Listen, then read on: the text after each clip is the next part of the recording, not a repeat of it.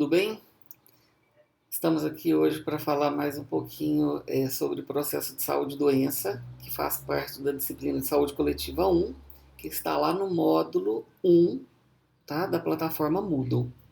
Então, nós vamos falar alguns conceitos e algumas observações importantes para a gente entender como que funciona esse processo de saúde e doença nos indivíduos.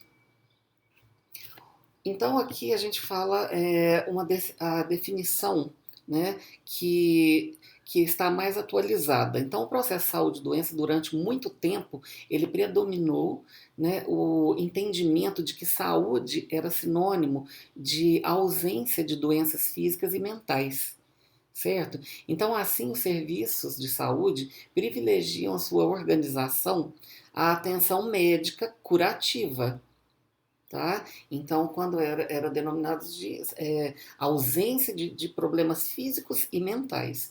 Agora, o conceito que foi adotado pela Organização Mundial de Saúde e que vigora até nos dias de hoje, ele foi discutido na Conferência Internacional de Alma-Ata em 1979 e foi definido como saúde é o completo bem-estar físico, mental e social, e não simples a ausência, né, de doença.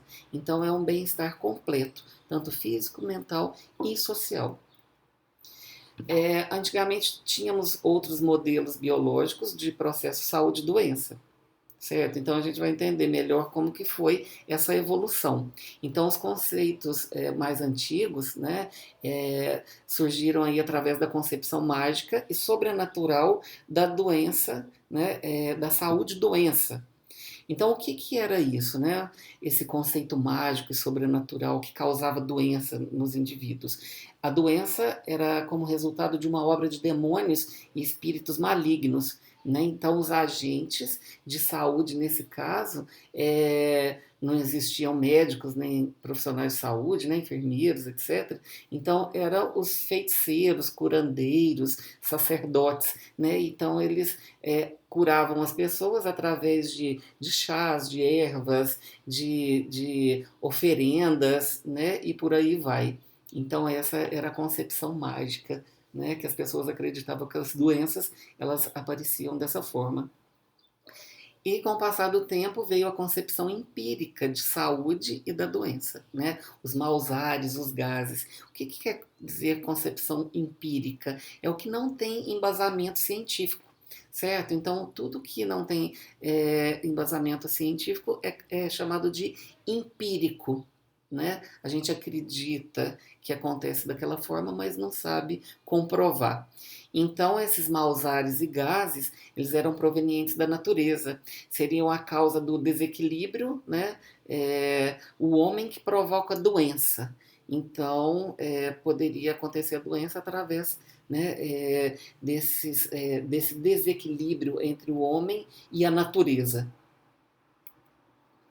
Existiu também a teoria do contágio, que é onde a gente começa a ver que houve uma evolução importante, né? Que era as partículas invisíveis ao ar, né? Que penetram no corpo. Depois já veio a concepção científica, né, que entra a parte da microbiologia, que descobre os agentes causadores das doenças. Intensificam-se nessa época também estudos para o descobrimento de antibióticos e antissépticos, né, específico para determinados micro-organismos. E depois entra a teoria multicausal, a doença como resultante de várias causas que ordenam, né, dentro de três categorias-chave, né, para a gente compreender melhor todo esse processo que a gente está falando agora de saúde e doença. Então a gente vai estar trabalhando com o agente causador da doença, o hospedeiro e o meio ambiente. Então, o que que é esse agente? O agente, ele é um micro-organismo capaz de produzir uma infecção ou um agravo à saúde, né? Então, esse micro-organismo, ele pode ser um vírus, pode ser uma bactéria, certo? Ou até mesmo um agente tóxico, vamos dizer assim. Nós vamos entender melhor mais para frente.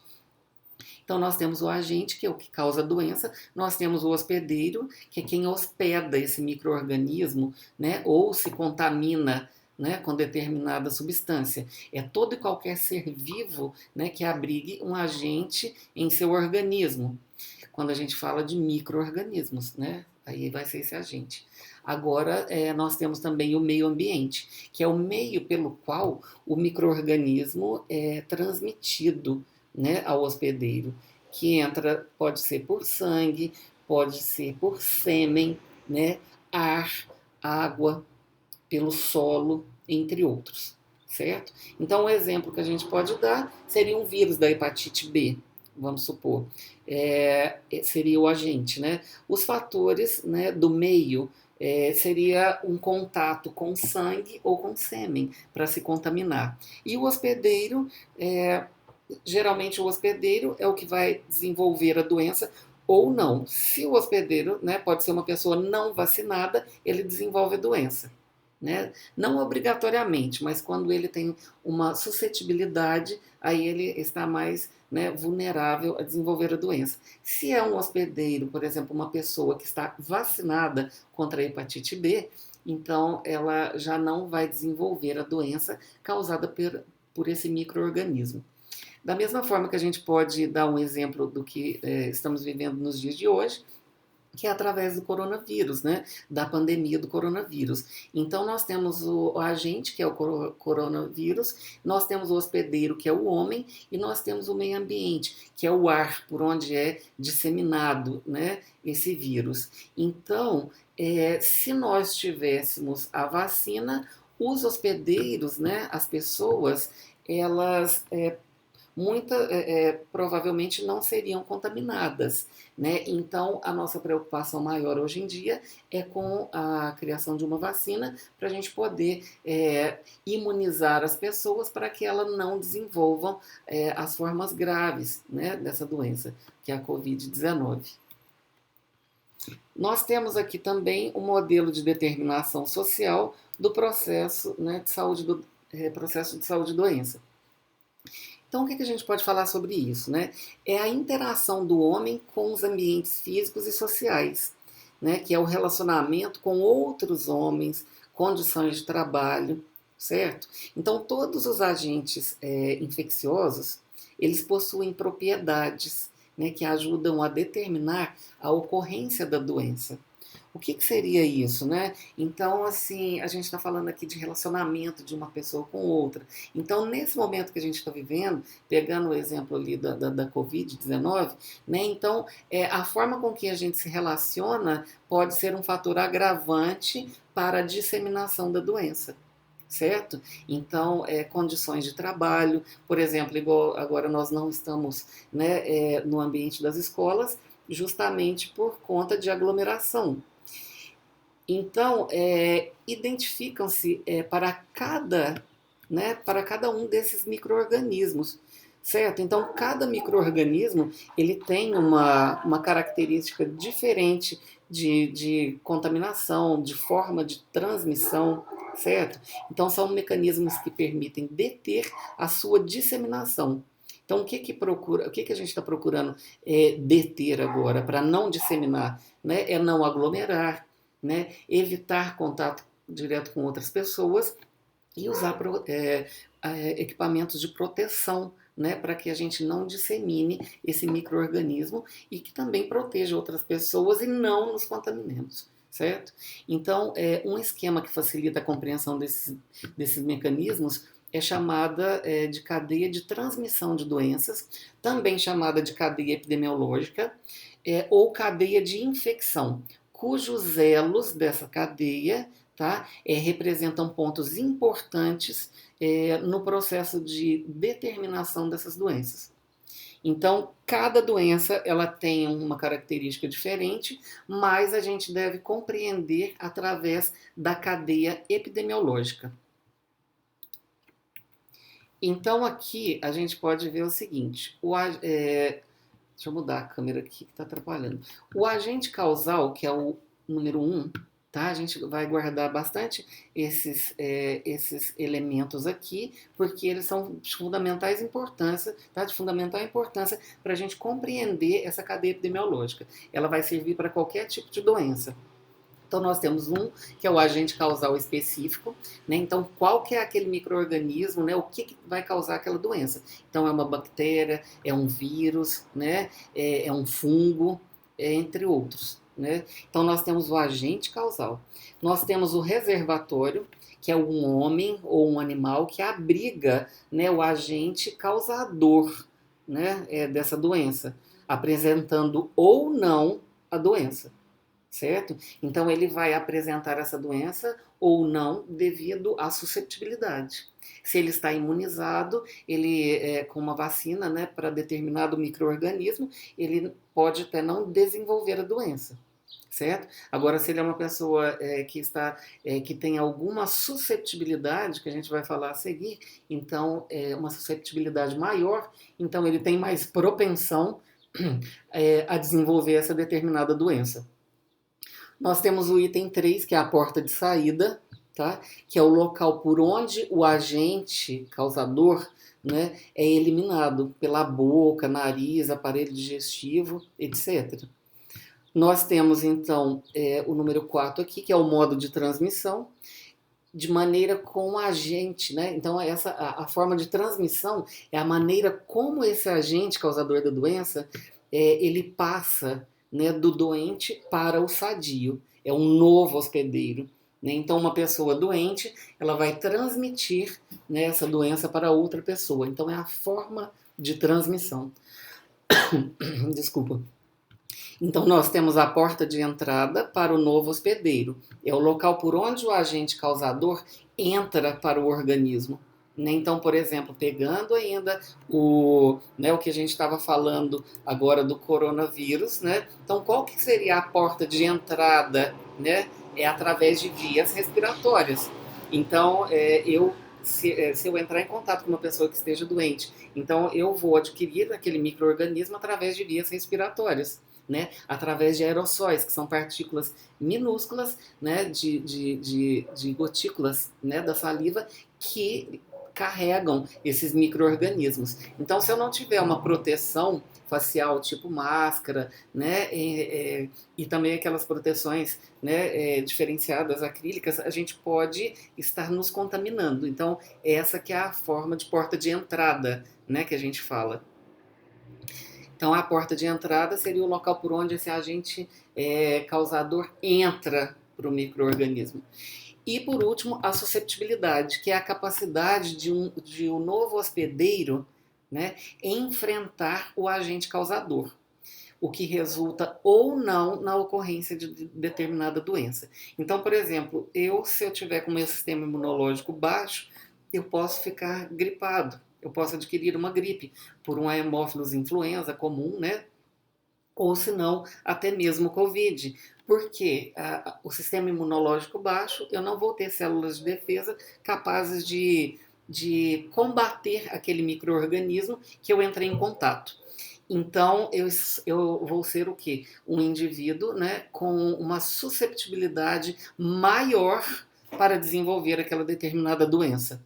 Certo? Então, tem pessoas que são mais suscetíveis e pessoas menos susceptíveis. Então, tem pessoas que podem desenvolver aquela doença ou não, mesmo entrando em contato, né, com o micro-organismo causador dessa doença específica.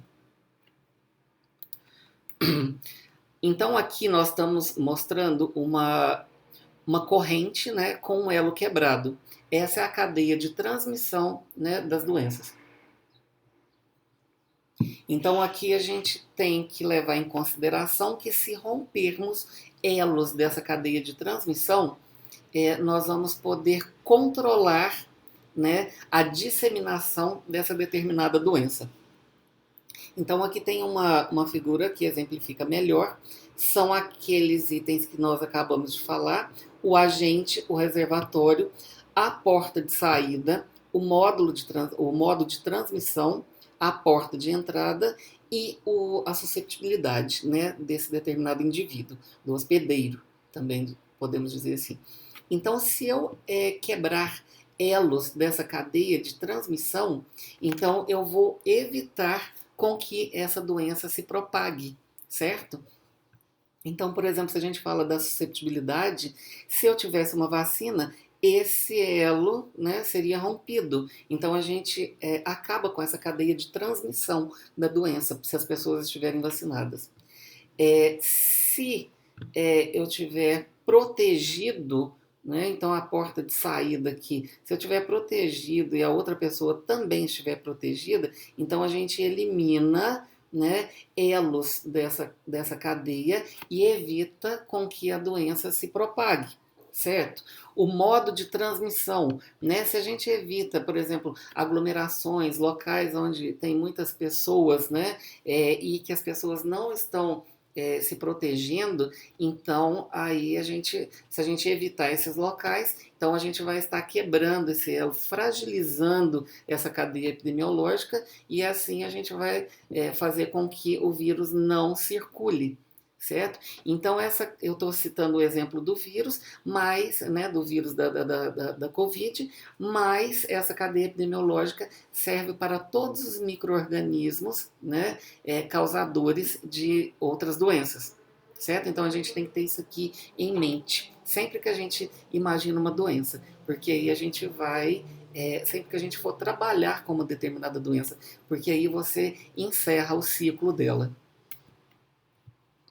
Então aqui a gente entra um pouquinho na definição de saúde pública, tá?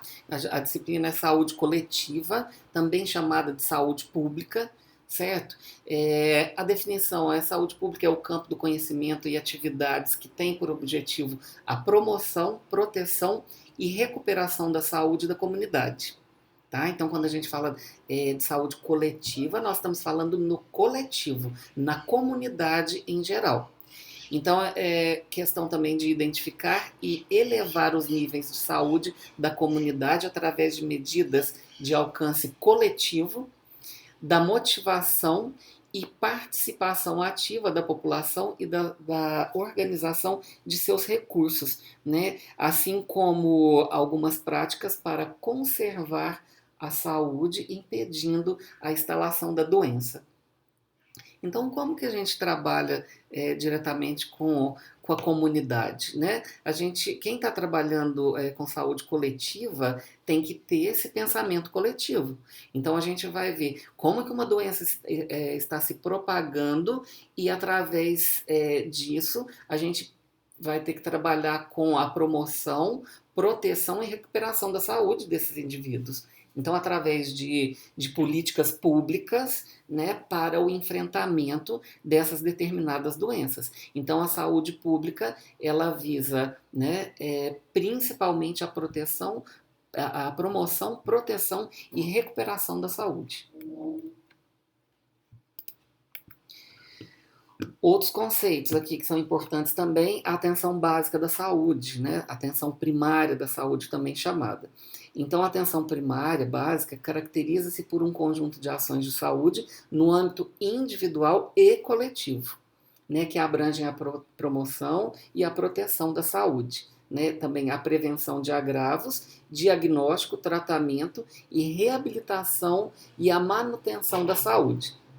Então nós temos que pensar na comunidade, né, assim, numa comunidade em geral, né, onde eu disse o pensamento coletivo, para que a gente possa proteger as pessoas, principalmente as pessoas mais vulneráveis, né, de ficarem doentes.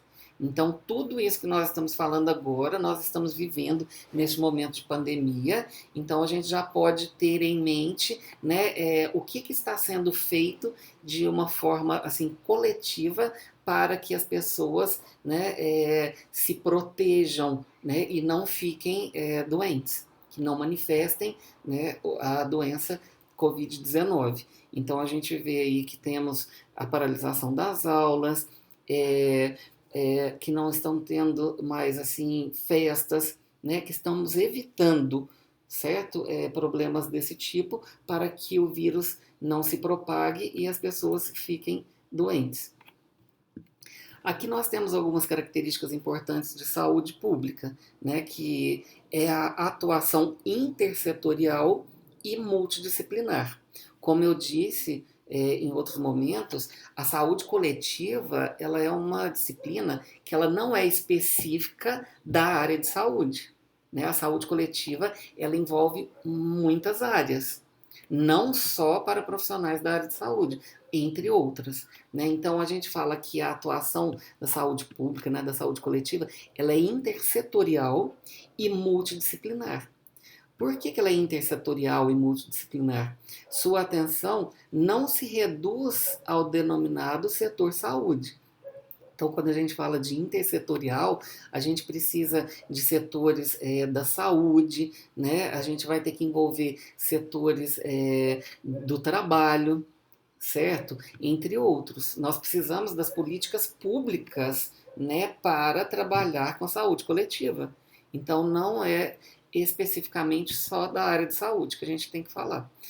Então, intersetorial, setores ligados à alimentação, à nutrição, ao trabalho, à habitação, ao meio ambiente, à educação, ao transporte e ao lazer, entre outros. Tá? E também a questão multidisciplinar, que a gente está falando aqui agora, utilizam-se conhecimentos provenientes da medicina e de várias outras ciências. Engenharia, odontologia, educação, administração, epidemiologia, certo? Então, são características importantes que devem ser lembradas. O seu trabalho realiza-se junto à comunidade.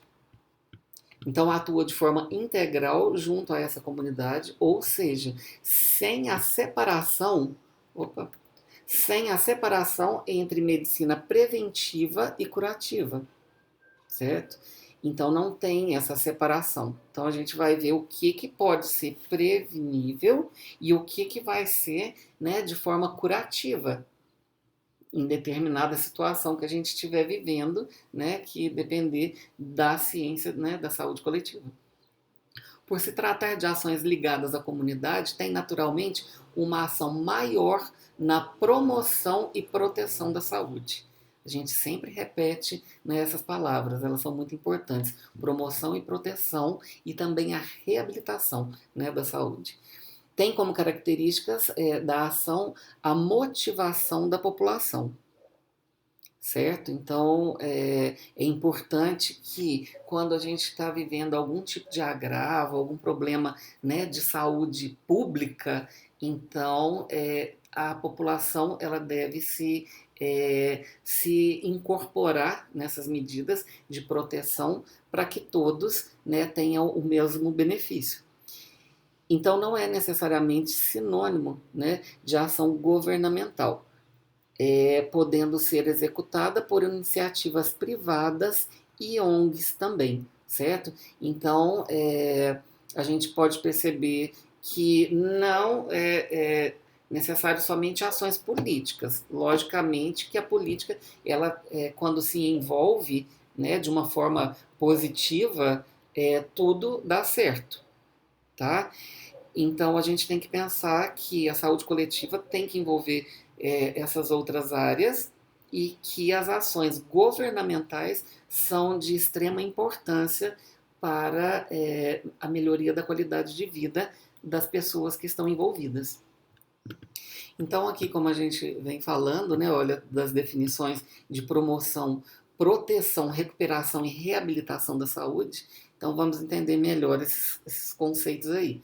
Prevenção primária, né? Proteção da saúde. Então, o que seria essa proteção primária? Ela visa evitar ou remover fatores de risco, né, ou causais antes que se desenvolva o mecanismo patológico que levará à doença. Então, quando imediatamente existe um fator de risco, certo? Então, a gente já tem que trabalhar para evitar que isso desenvolva uma doença.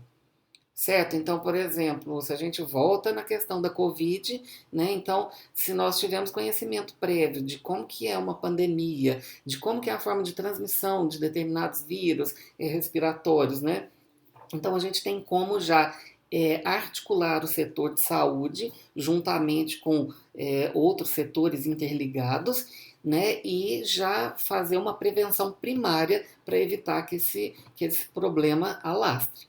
Então, recorre a meios dirigidos ao nível individual, a grupos selecionados ou à população em geral. Então, assim, espera-se a diminuição da incidência da doença pelo controle de fatores de risco ou causas associadas, certo?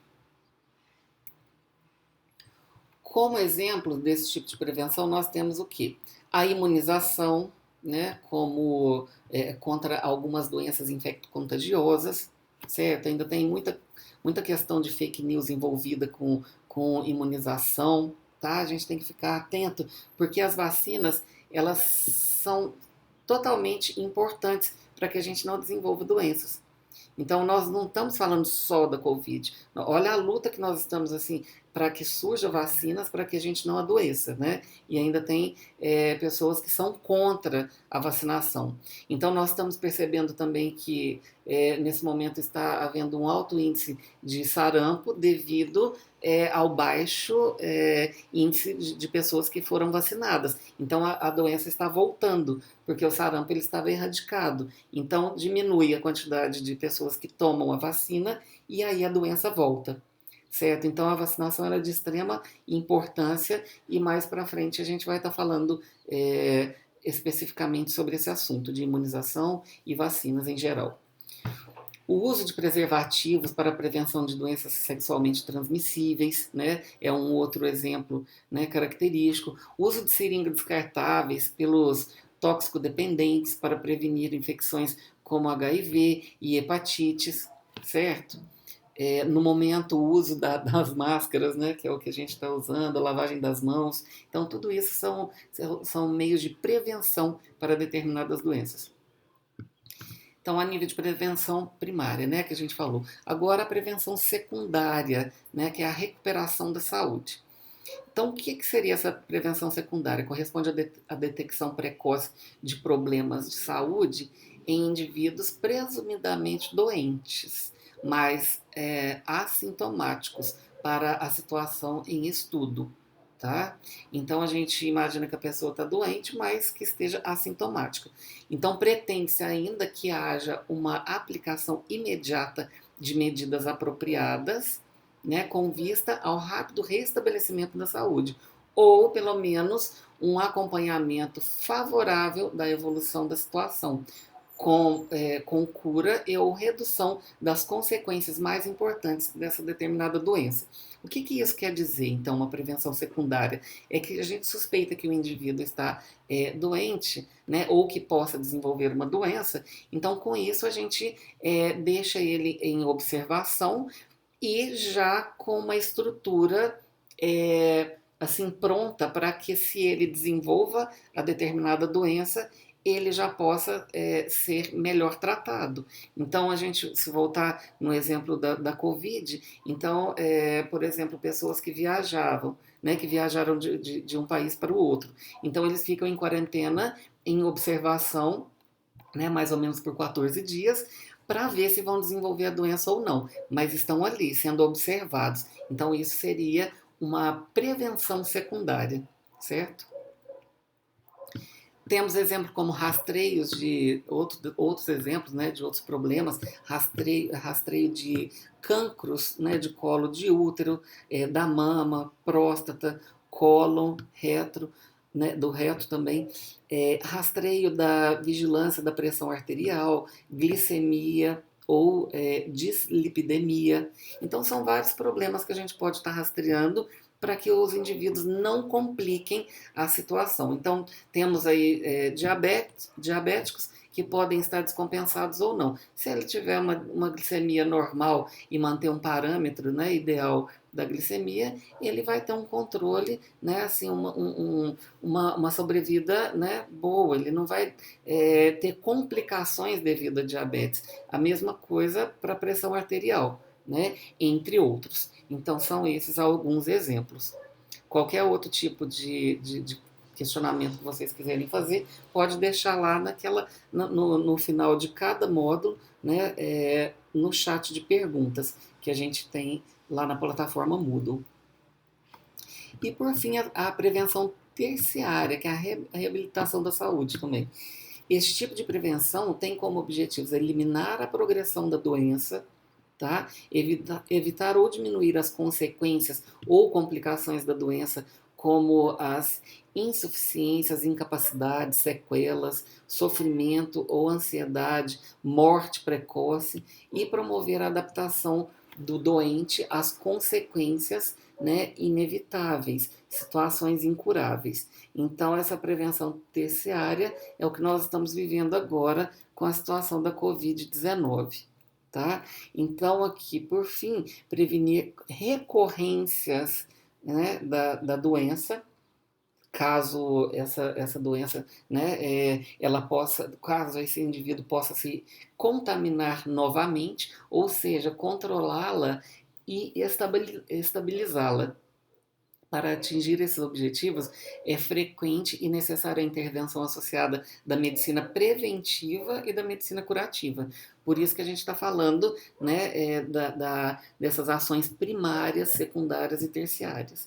Não basta essa situação, não obstante essa situação, há muitos exemplos, né, de ações de caráter não médico e que é fundamental para a potenciação, né, da capacidade funcional do indivíduo, melhoria significativa no seu bem-estar, reintegração familiar e social e até a diminuição de custos sociais e econômicos, né, dos estados de doença, certo?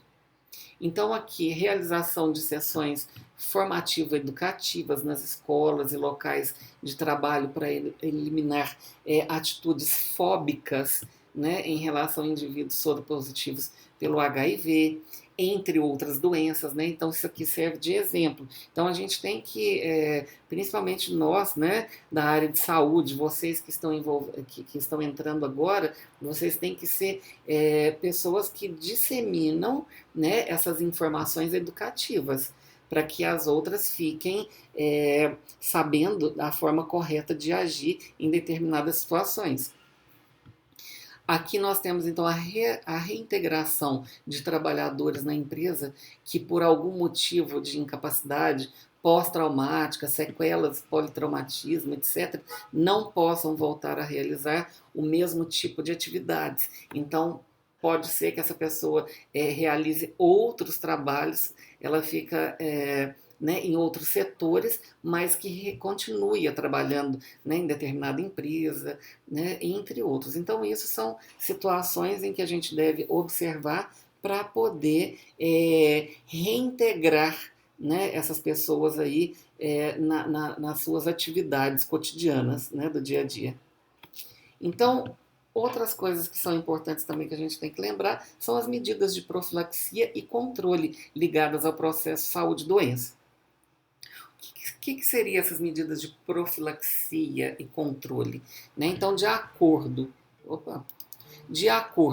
com o conceito de saúde preconizada pela Organização Mundial de Saúde, as causas da doença encontram-se na relação do homem com o seu meio ambiente, podendo ser essas, então, portanto, bastante extensas e variáveis. Então, agentes biológicos, eles pode chegar ao organismo transportados pela água, ar, utensílios, mosquito, agentes físicos, né? No caso, calor, frio, eletricidade, radioatividade, agentes químicos, certo?